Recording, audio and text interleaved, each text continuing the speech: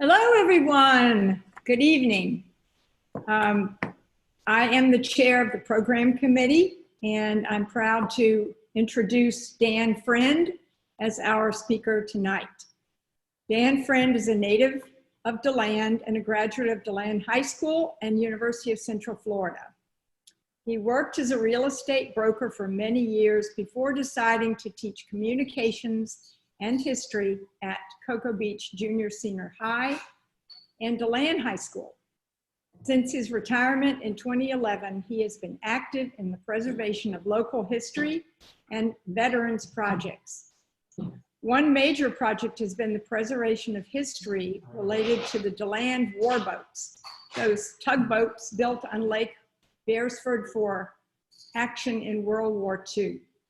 He serves as president of the charitable DeLand Historic Trust, Inc., and serves as curator for the military veteran collections rooms at the DeLand Memorial Hospital and Veterans Museum.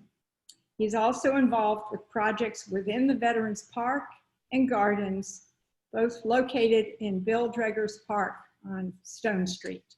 And it's my pleasure to present at this time, Dan Friend.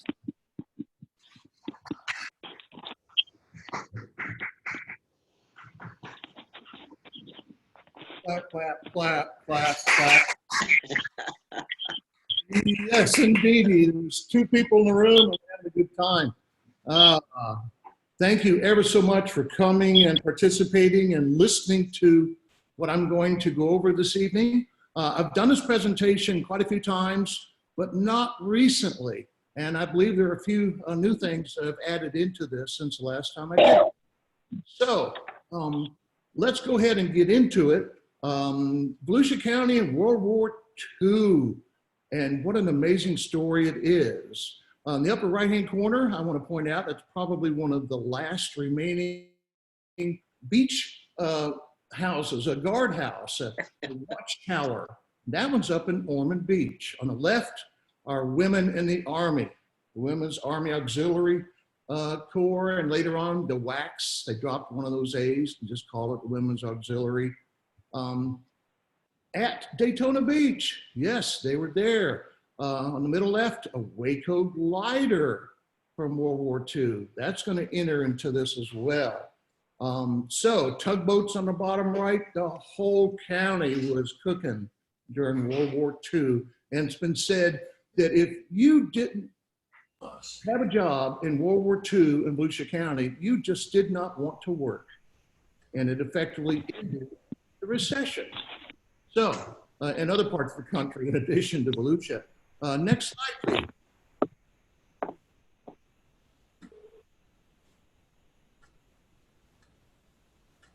Okay, just a quick disclaimer. Photographs are from everywhere. The DeLand Naval Air Station Museum, the West Volusia Historical Society, DeLand Historic Trust, Inc., and all over the place. I just borrowed them for whatever purposes and sources. This is an educational, fair use presentation. I am not giving copyright permission to anybody, but they're here for us to enjoy for educational purposes only. Our thanks to everybody. Next. Every once in a while, I'm going to throw one of these fun little graphics in here. This one was set them on their axes. No pun intended, I'm sure. And then there's Hitler. Let's catch him with his panzers down, which is funny unless you were looking at one of those panzers in a Sherman thinking, this is not good. Next. World War II Coastal Watchtower. There it is again, just to give you another shot of it. In the middle, there's a blue armband. I actually have one of those at home. I thought about wearing it tonight and said, nah, it's just fairly trivial, but it's a neat thing to have. There was a civilian group that was inducted to do these things, to watch for the enemy. And yes, they were there. Next.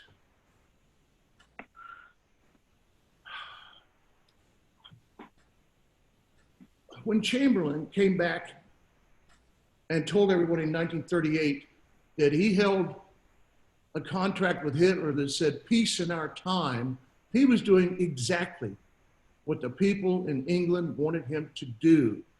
Winston Churchill was saying, you can't trust Hitler, and he turned out to be right. But Chamberlain at the time, Neville Chamberlain, Prime Minister of England, was doing exactly what people in England wanted to have done. They didn't want to go into another world war. They had 1 million casualties from the first one. Their entire generation was crippled, far more percentage-wise than here in America. But it would come to us after December 7, 1941, a day that will live in infamy. All of a sudden, everywhere across the country was in full alert. If you've seen the funny movie with John Belushi known as 1941, they did with it on the LA coast, and it's hilarious.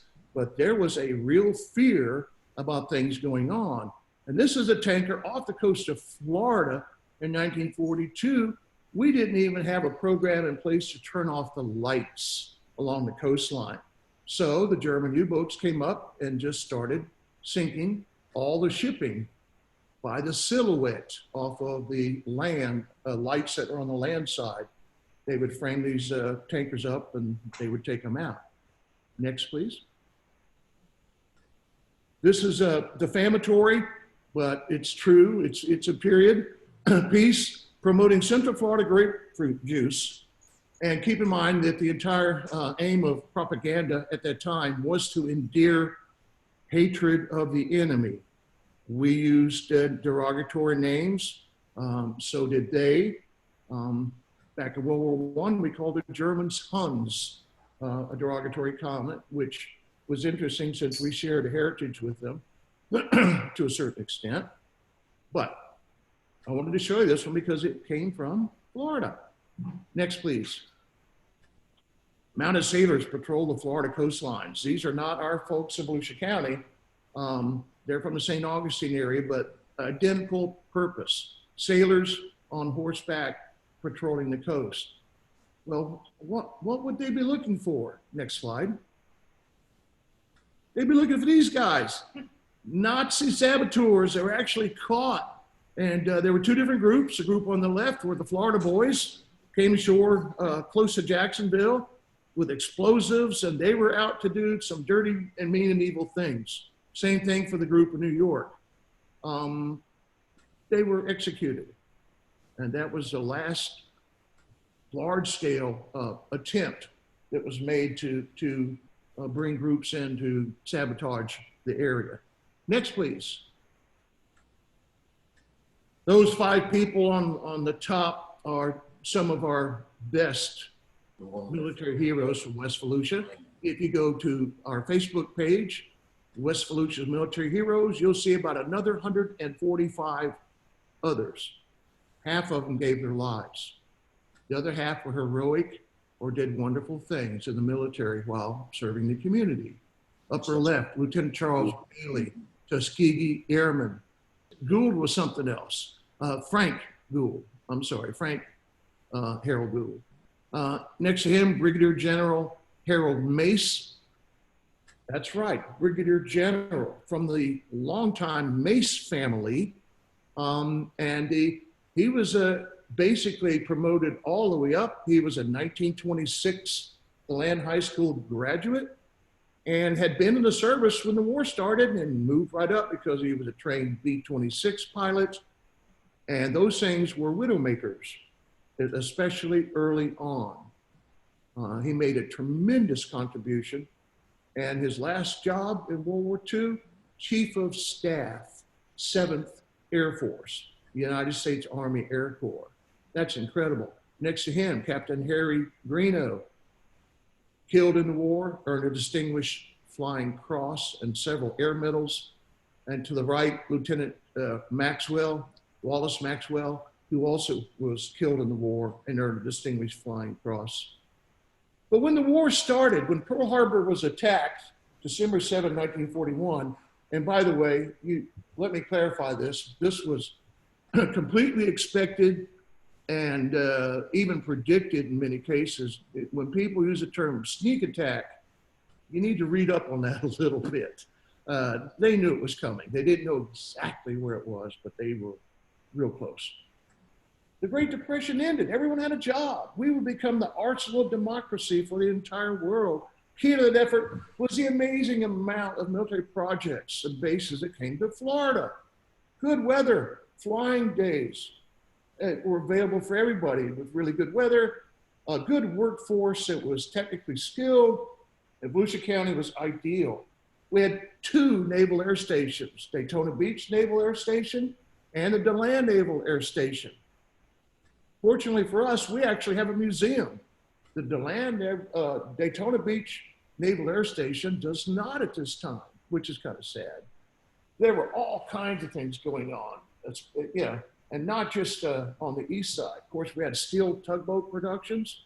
On the east side, they built United States Navy subchasers. They were all made out of wood, so they're long gone. In DeLand, we had a contract for U.S. Army Waco glider production.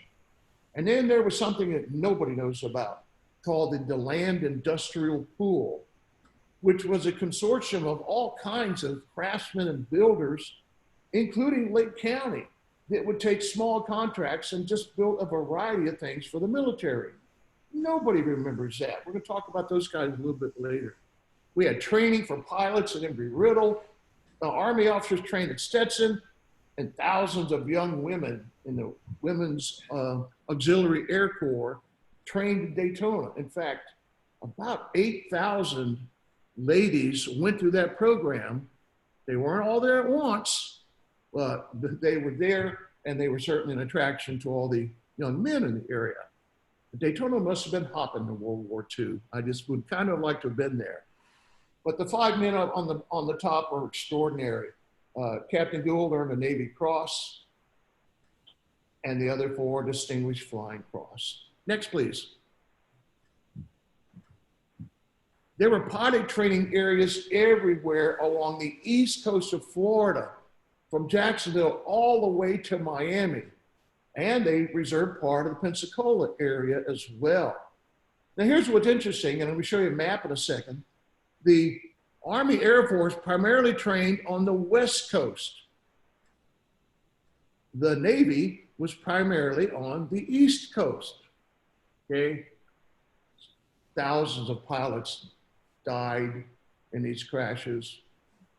In fact, the number is about 15,000 were killed in crashes and training long before they got into the war zone. And the bottom right's a crash of one of the planes at Daytona Beach. Next, please. This is a map I spoke of. They've kind of done a curlicue up in the middle there for landing.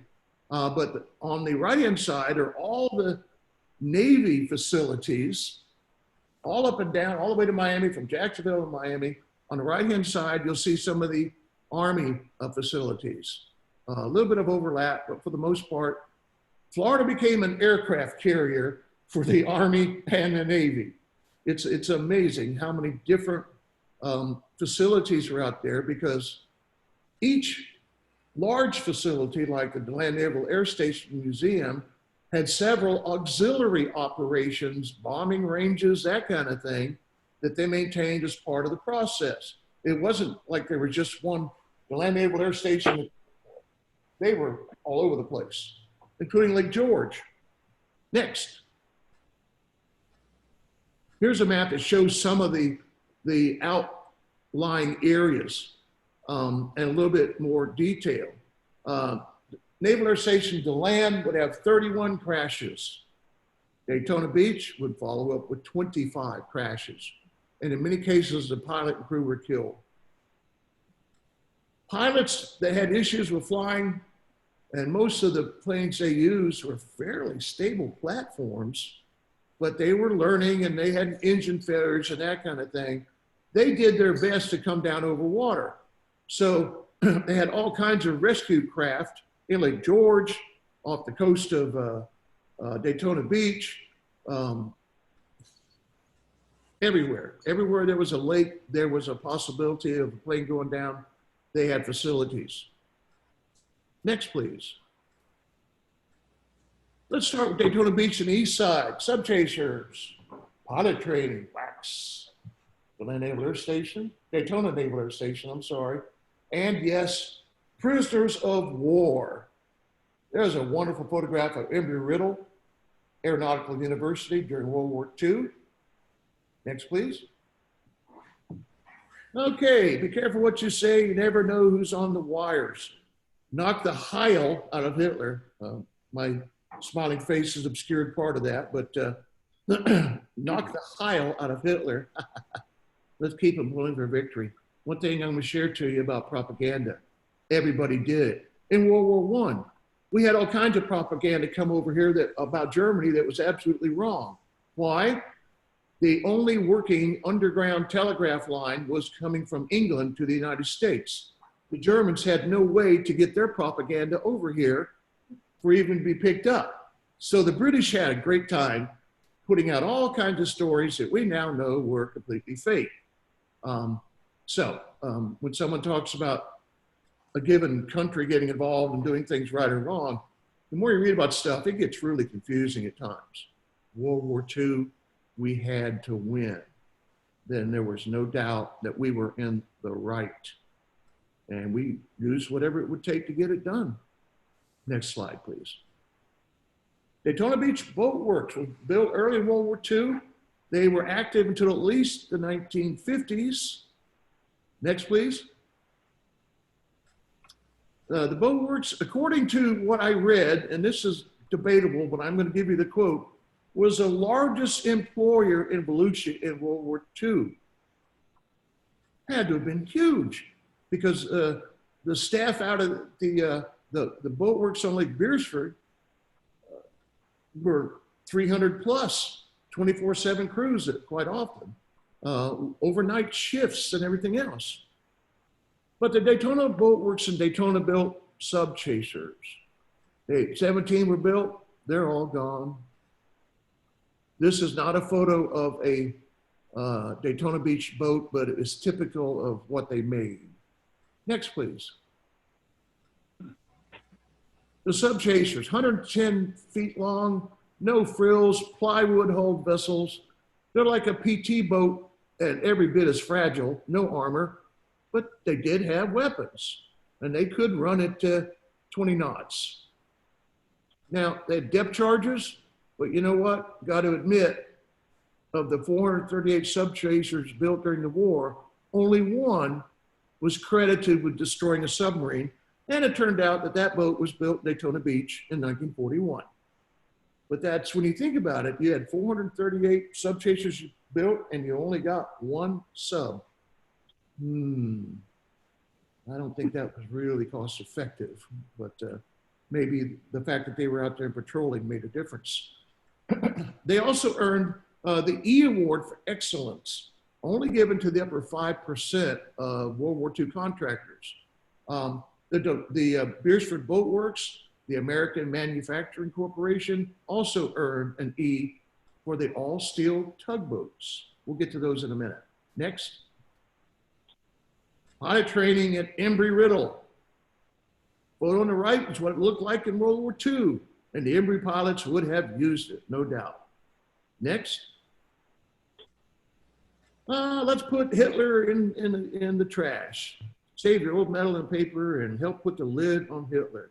Okay. I skipped the really mean ones. There were some that were just, yeah. And there was a lot of hate involved. And the mission at that time of anyone involved in propaganda was to develop hate for the enemy. And we did that pretty well. Next, please. Here are the ladies. 8,000 women would join the Women's Auxiliary Air Corps. They dropped the word auxiliary. And there was, because we had the flag, a chapter of this group in DeLand. And that flag, along with a mannequin, is proudly displayed in the DeLand Memorial Hospital and Veterans Museum, which is now open for tours, free, noon to 4. You must have a mask. And there's a group limit of 4 or 5. They just don't want to have large group tours at this time. Next, please. On the beach, in the band. Okay, next. Parade rest position. Playing reveille or taps, I'm not sure which. Next, please. Here they are, and I don't think I had this one on the last presentation. Life-saving team. Pretty cool, huh? Next, please. Once again, on Daytona Beach. Looks like the military's taken over. I can't imagine what this place looked like or what Daytona looked like with so many military people running around, just everywhere. Next, please. All right. The billets, a billet is like the list of the roster of women or men in a given group. They could be in a training unit, that could be called a billet. But basically, some groups accepted Black volunteers, others did not. Now, I want to point out that's a rare instance of integration prior to the complete military integration that happened after World War II. A little bit unusual here. I also want to point out that quite a few men were not receptive and were disrespectful. I mean, after all, they'd only just barely allowed the women to vote. Here they are trying to be men and all of that. So I'm being sarcastic, of course. 150,000 women would serve in World War II as nurses or WACs or waves. There were all kinds of ways that they could get involved. Okay, I think it's time that we play this little film that I've got. Discovered this, and it's fantastic. It tells stuff about the WACs and, most importantly, the prisoners of war that were in Daytona Beach and in several other locations throughout Florida. German prisoners of war.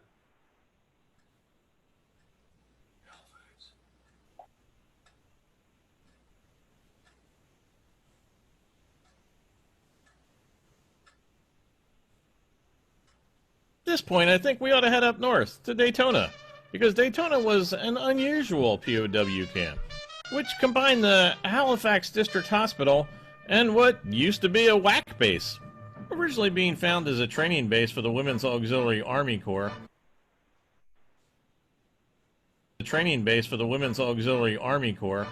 They were later changed over to the Women's Army Corps, and a year after that, the base was closed and all the WACs were transferred up to Fort Oglethorpe in Georgia. The women's barracks were located adjacent to the Halifax District Hospital, where many of the women trained as nurses. Located directly behind the Halifax District Hospital, other buildings were built and added onto it, and it became the Welch Convalescent Hospital, where military members could rehabilitate after they were injured. Here, they could attend concerts put on at the band shell that had been recently built by the Works Progress Administration during the Depression. One of the newspapers at the time dedicated a whole article to the fact that the Army was going to rent City Island baseball field from the city and revamp the lighting so that they could use it as part of their reconditioning program of the soldiers in the convalescent hospital. They stated that the work was going to be overseen by none other than Cy Young, and the coach was going to be First Lieutenant Robert Earl Grace, who played for Pittsburgh and the Phillies. But Daytona Beach wasn't all just World War II fun and games. There was a large naval air station with training held by Embry-Riddle, plus, of course, Coastal Patrol itself. After the WACs had moved out, the U.S. Army Signal Corps Training Center was opened. Here, Army members trained in the latest forms of signaling, like pigeons. And then there was Welch Convalescent Hospital itself, where POWs worked as orderlies on the ground. And it was quite a large camp, too, with 5 barracks, each containing about 51 men. And one of those POWs was SS Panzer Grenadier Werner Jentz. Again, like fellow SS member Fritz Dreschler, Jentz had no desire to return to his part of Germany either. Jentz had quite the little outing on his escape, first hitchhiking to New Smyrna Beach from Daytona Beach. From New Smyrna Beach, he hopped a freight train and headed south towards Miami. I mean, Jentz surely had to know, like everybody on the East Coast did, that Miami was one of the major training sites that was just crawling with military police. Jentz later said he spent his time swimming and looking for work in the city of Miami. I'm not sure at this time in Miami how he expected to find a job where he wouldn't have any interaction with the military. The place really did have a large contingent of military police, both on foot and motorized. But in the end, it was local law enforcement that caught Gents sleeping in the back of a truck. During his week's vacation in Miami, Gents had been the subject of a massive FBI manhunt. The Daytona Beach Evening News had described the SS trooper as an ardent Nazi. And at 6 feet 2 inches tall, when most of the Germans were 5'6" or 5'7", he could seem fairly threatening. The FBI special agent in charge, R.G. Danner, also told the press that Gents, who was 22, had been an SS member and may be dangerous. But the press was also quick to point out that Gents was the only prisoner ever to escape from Daytona. Throughout 1945 and into 1946, the folks at home were reading about escaped prisoners in the press on a regular basis. And they were seeing the FBI wanted posters on the walls of post offices all across the United States. In addition, articles in the press were telling Americans how much better POWs had it than they did, as the federal government asked Americans to sacrifice things through rationing so that the boys overseas could have what they needed. And the folks at home did their best.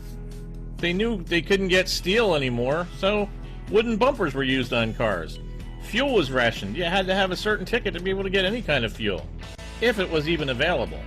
And Americans were being forced to ration their food.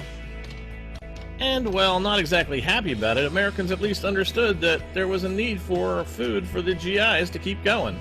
So they were willing to put up with the inconvenience. How do you turn it down? How do you turn it down? It just clicked Okay. out.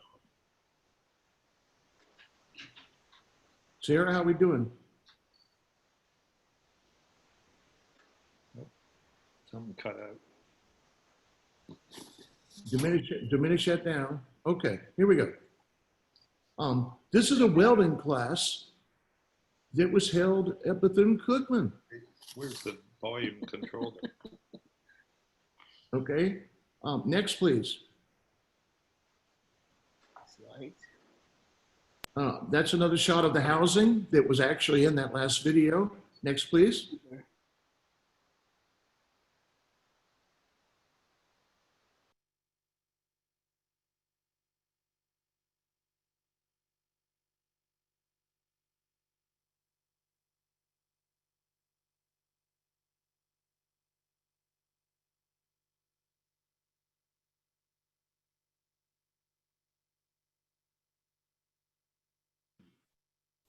Yeah, I'm unmuted. All right.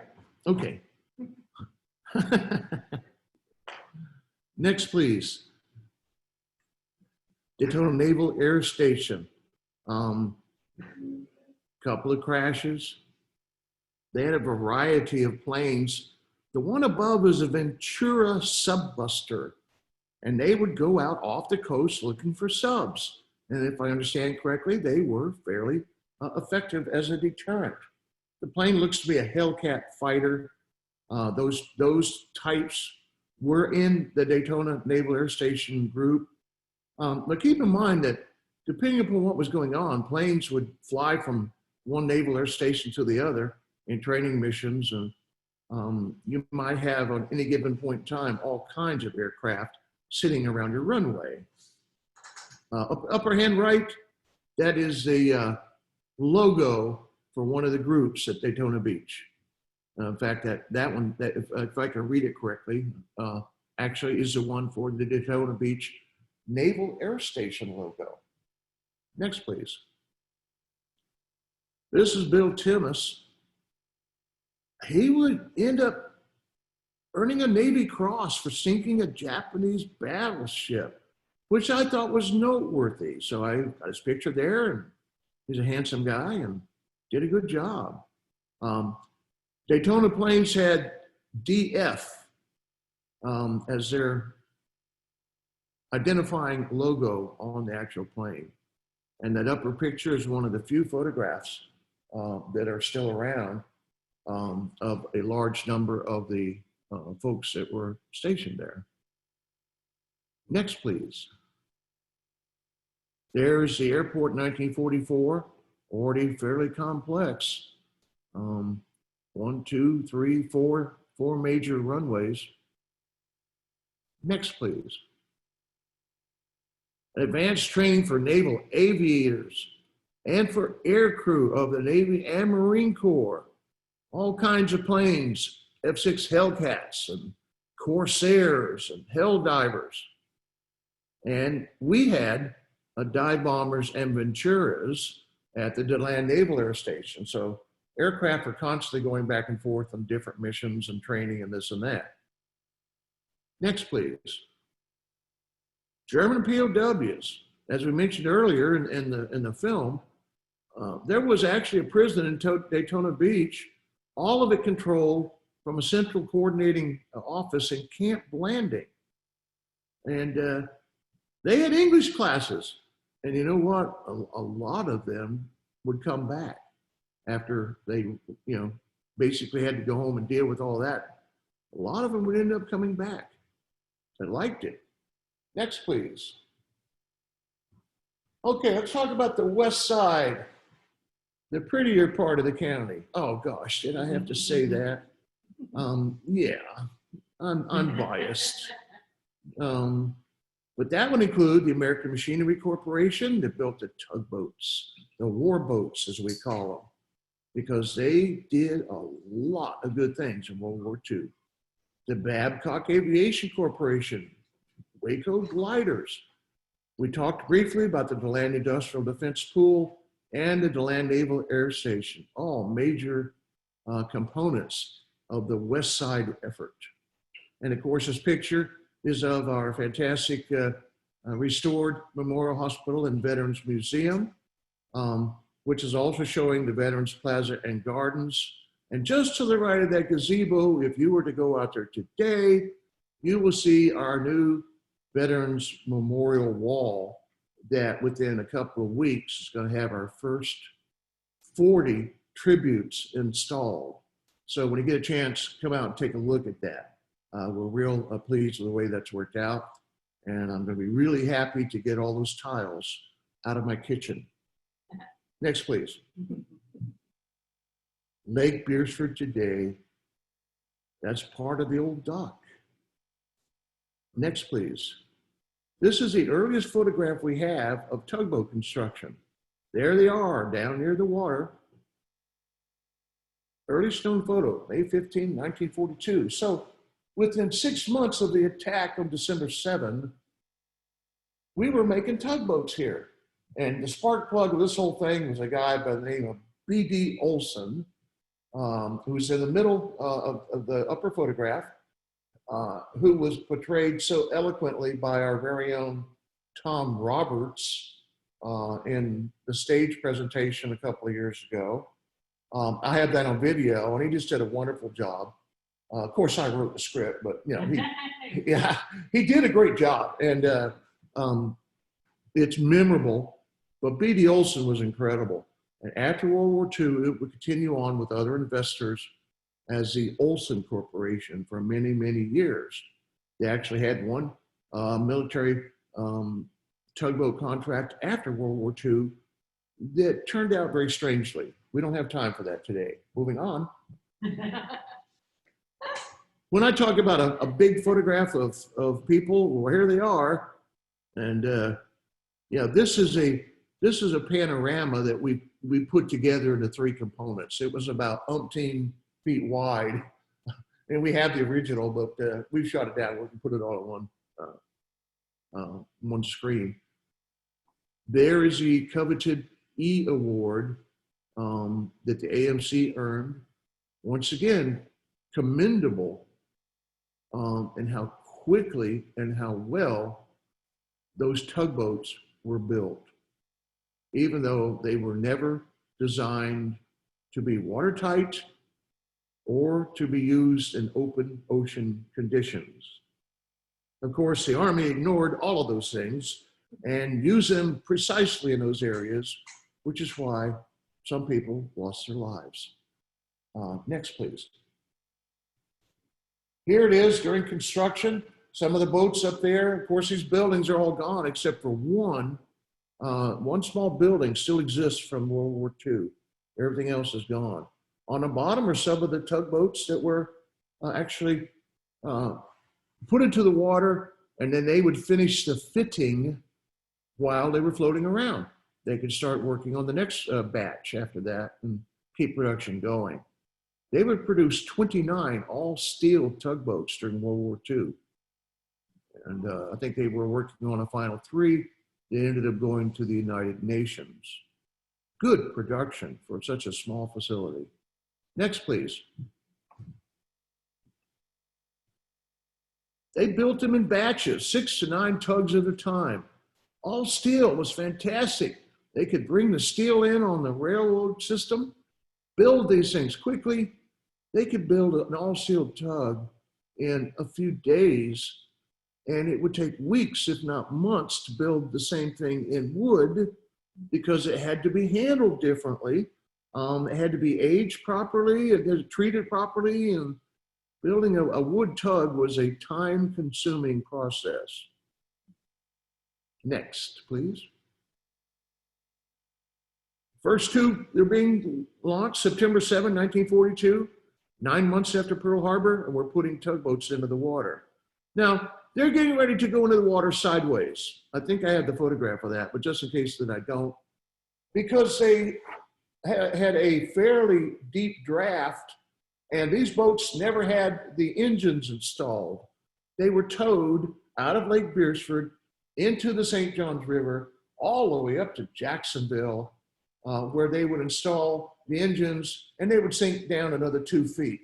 At that point, they had a 9-foot draft, but they were in deep water. They were handed over to the Army, and they were great for inter-harbor use. The Army used them for everything. Next, please. Here's one at launch. Sideways. Couldn't put them in nose first like you would expect to see. Nope. 7-foot depth right there. They put it in nose first. They had to dig them out. Next, please. Unique photo. Now, this is moving in its own power, so either somebody went up to Jacksonville and took some images, or it came back down for a special hoorah because all the guys have their best suits on that are on board. Next, please. Great book, Tug of War, $5 on eBay or Amazon. Joe Richards, I met some people that knew him, talked a little bit about what an amazing guy he was. This book details the incredible adventures of this guy and one tugboat, one all-steel tugboat that was built exactly to the same pattern as the ones we built on Lake Beresford. And he got a job as a captain. Fun story. He's interviewing, and the officer says, "Well, why should we hire you? You don't have a whole lot of experience." And he literally said, "Is there a line behind me?" And the answer was no, because everyone knew better. Even getting crew for these top-heavy tugs was a chore, and they had to lie a little bit. Okay, but here was his task. Okay, take this all-steel top-heavy tugboat down to the Panama Canal, get through the Panama Canal, come all the way back up to LA, and then we want you to come from LA. We're going to mount some heavy machine guns and ammo boxes on top of your already top-heavy area, and then we're not going to give you a chronometer and send you 2,400 miles to Hawaii. You'll have a radio. The fact that he survived is incredible. And he's the one that historically I look at as to complete verification that these things were so top heavy, they should never, ever have been out in the ocean. Next, please. Now, tugboats, how did they get to Europe? Well, they were picked up by this crane, which was a World War I battleship known as the Kearsarge. And they turned it into a crane ship in New York, and this thing could lift 100 tons. Well, that's kind of what a tugboat weighs. Next photograph. There they are. Look at them. 2 little tugboats on the back of a Liberty ship headed for Europe. Okie dokie, good idea. That worked well. And they got about 50 of them over there before somebody had a better idea. Next. There were a batch of 8 tugs, 672 through 677. 2 of them capsized and were lost in the North Atlantic. And the crew were probably cursing the day they ever got on the thing. 676 and 677 actually survived World War II, even though they were in something known as Convoy New York 119. The book is on the left. It's $15 on Amazon. It's an unbelievable tale of survival at sea, which just happens to include 15 small tugboats, including 2 of ours built here on Lake Beersford. Next, please. This chart was in the book, and this is how I verified the numbers. They had them numbered. And some really, really smart Army officers said, look, we're wasting all that space on the back of those Liberty ships we could use for other things. Why don't we tow these small tugboats over to Europe behind a large tug? It worked really well in the summer. Then they tried it at the end of September. 4 small tugs towing 3 to 4 tugs and barges at 6 knots. It would take them a month to get across. It's kind of like, hey, let's go walk to Europe. Next, please. ST-474.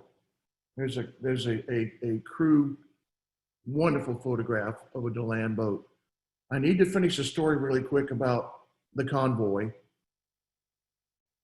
The second time they went out, they managed to get crew for all the tugboats.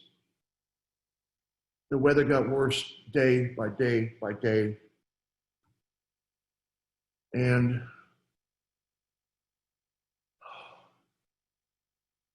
the waves got to be 50 feet and then 60 feet. And they're so far out, they can't possibly turn around and go back. They might as well just do their best to get through it. Well, 200-foot tow ropes from barge to tug to whatever, and they were all just being towed except the tug at the front. Well, with the wave action, what would happen is the ropes, they would get out of alignment. And whenever they snap back together, it would just pull the tug under. They didn't have time to correct. They lost 1 tug and the crew, about 8 people on each one. They lost a second tug. The waves are not letting up. They lost a 3rd tug. By this time, the tugboat crews that are still alive are somewhat demoralized by all of this. The commander stopped the convoy. He'd already made an emergency call to England saying help, and 2 ships came out. The English Coast Guard, whatever their name for that is. And once they got out into the water, they radioed the commander and said, hey, mate,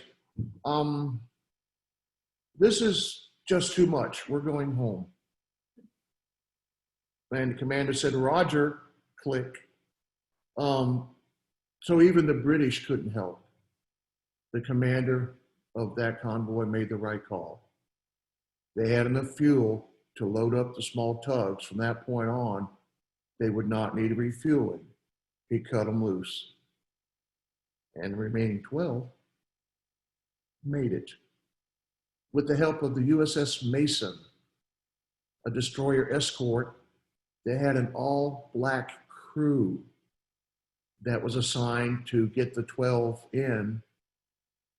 The waves had started to break their destroyer in half.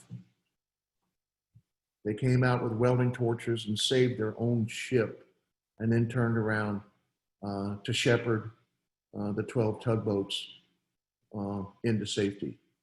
Unbelievable story. Get the book. Next. The most famous of our tugboats, ST-344, undoubtedly was at D-Day Normandy off the coast at 7 o'clock when the invasion started. They would not go in until the next day, but they were there off the coast, taking the risks along with everyone else. And then they built the docks off of the coast of Normandy that really are what helped us make that invasion a success. 9,000 men died on D-Day. They died for a reason. When the docks were built, men and materiel just got poured into that area. And this little tugboat helped make it happen. Built right here in DeLand. 6 weeks later, off the coast of Cherbourg, France, it hit a mine. Most of the crew would have been killed. If you were below decks, you weren't coming back up. Too hard to get out. I have a photograph in the museum of one young man that I referenced out. His photograph is there, and he was killed on that sad day on DeLand ST-344. Next, please. There it is again. She hit a mine off the coast. Don't know how many were exactly killed. A few would have survived. 16 of these warboats definitely went to Europe of the 29. 3 capsized, but at least 6 still exist in the world. Next.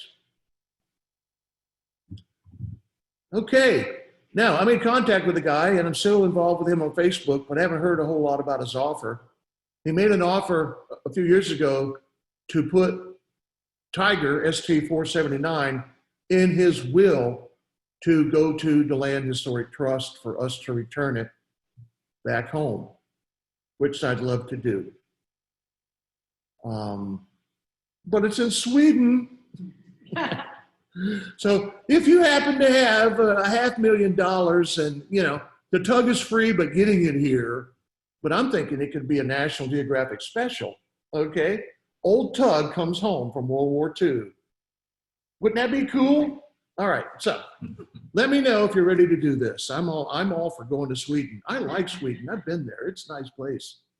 Has some really neat social things. Oh, wait, can't be political. Moving on. Next.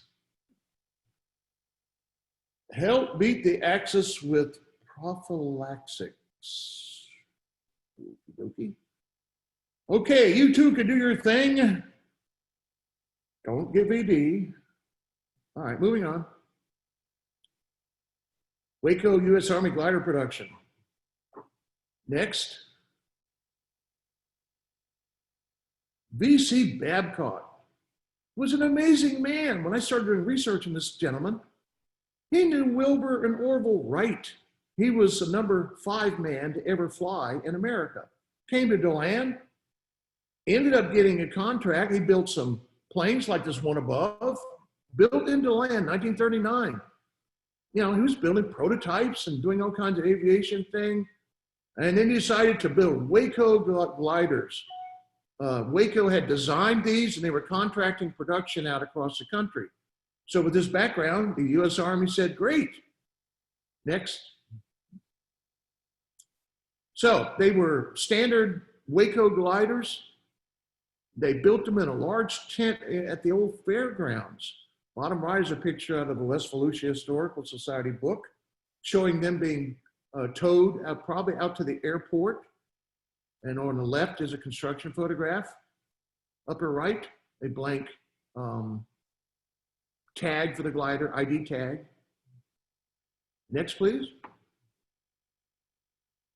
They did more than just build gliders, and Babcock was instrumental in building the defense pool, where they built Navy parts, Army parts, aircraft parts, anything the military wanted, they would ask DeLand if we wanted to build it. Next, please. Here are the Waco gliders. And being a glider pilot and actually getting into a glider was gutsy. Remember, you were only going to have one attempt at landing. Yeah. Next, please. There were quality control issues. The welds weren't solid. The Army sent down 2 officers to investigate. And they had a fire that broke out, destroyed a bunch of the production out at the fairgrounds. They just seemed to have one problem after the other. And the Army finally canceled the contract. They did not get an E award. And the source that I researched on this in the book that talks about gliders indicated, next slide, please. That's oh yeah, and quite a few of them were damaged at the airport. Next, please. Yeah, all that damage cost the government $51,000 per glider, when $53,000 would buy a new P-51 Mustang fighter. And if you know aviation stuff, it's hard to compare the two. So you can see why the Army did close it down. Next, please. Give him a whiff of his own BO, Blitzkrieg offensive. Okay.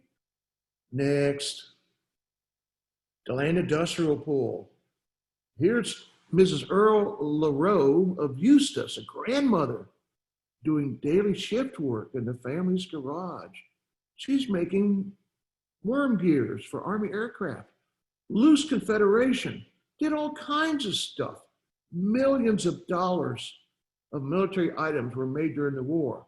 I didn't know anything about this when I started doing this research. Had never heard of it, not mentioned anywhere. Next, please.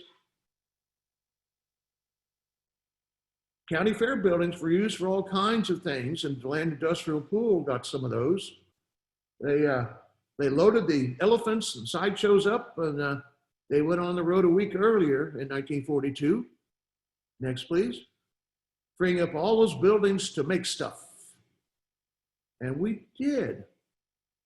This is something going to U.S. Army Corps. Next, please. Air Corps.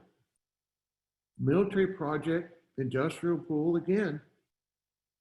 They could basically do whatever someone needed. False bottoms for naval destroyers, engine housings, propellers. They did all kinds of stuff. Next, please. Here's an aluminum furnace with a group working in Daytona Beach that were part of the DeLand coalition. Next, please. Aircraft engine repair in DeLand. These guys look like they're having a party and not working, but you see the point. Next, please. Aircraft construction class, welders. Next, please. Casey's Machine Shop, never heard of them, down by the railroad tracks. Was one of the strongest members of this group, producing $3 million worth of war production without a single rejection. Let me say that again slowly, because that's a lot of money for 1941, $3 million of war production. That's amazing. Next, please. These guys are creative, and everyone back then solved their problems. They needed a welder, so they took an Overland chassis, mounted a Dodge motor, attached a Studebaker radiator, and then got a generator set up, and hey, they're ready to go. Improvisation. Next, please. Cars Machine Shop, another group. Next, please. DeLand Naval Air Station. That's a Douglas SBD, that dive bomber. And DeLand Naval Air Station crew, and a Ventura subbuster on the bottom right. Next, please. They became functional about the same time as Daytona did, December 42. Upper right, PBY Catalina, the big old boat that you see quite often in the Pacific arena. Well, we had one on Lake George, Lake Crescent, to pick up downed aviators. Officers' quarters, bottom right. We had PT boats and smaller boats and all kinds of stuff on these lakes to save the people that went in them. Next, please. The Douglas Aircraft Corporation Dauntless, which SBD is Scout Bomber Douglas, in case you wondered. This is the one that won the Battle of Midway. We sent in our torpedo, our old and slow, outclassed torpedo bombers in first. The Japanese took all of them out except maybe one or two.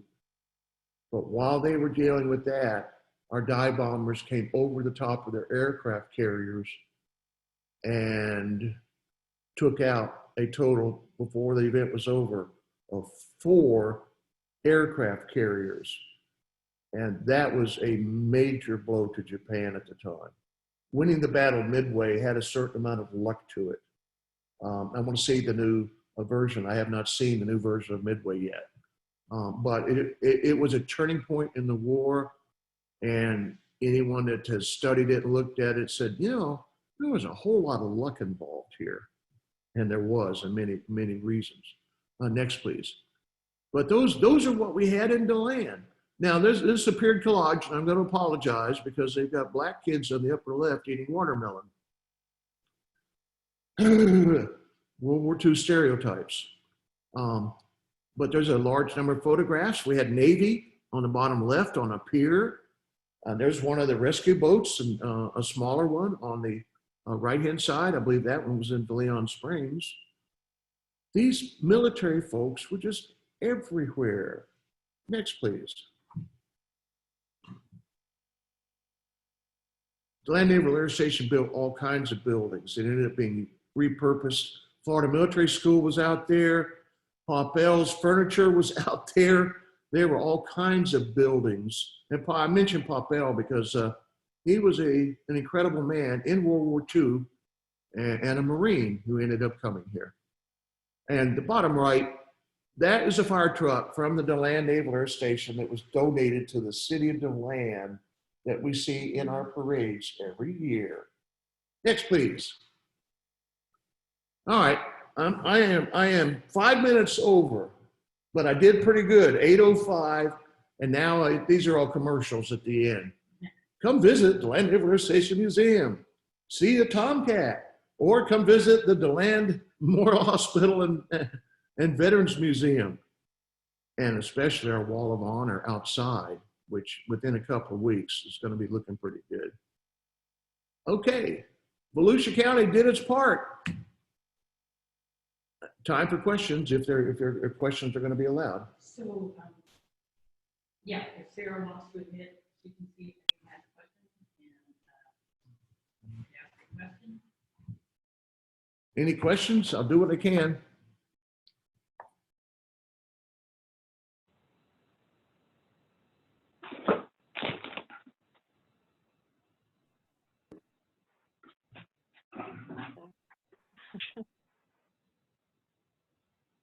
Hello? Hello. I have a question.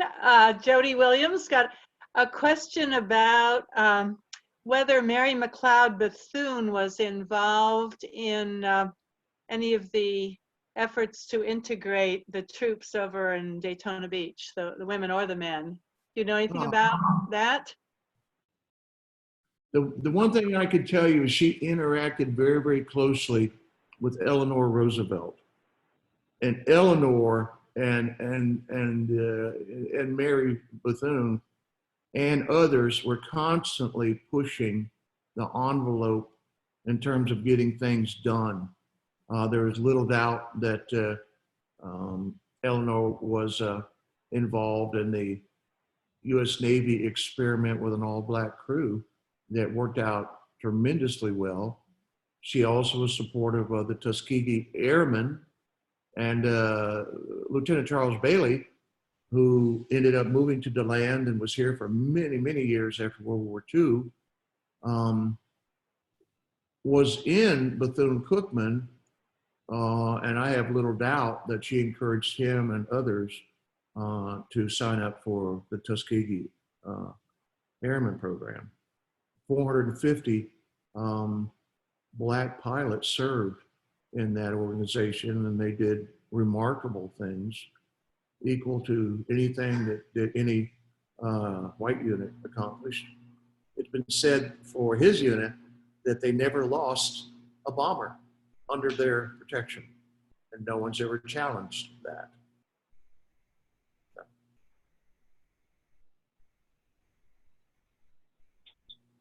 Anyone else? Do I see Mark Shuttleworth up there? Hi, Mark.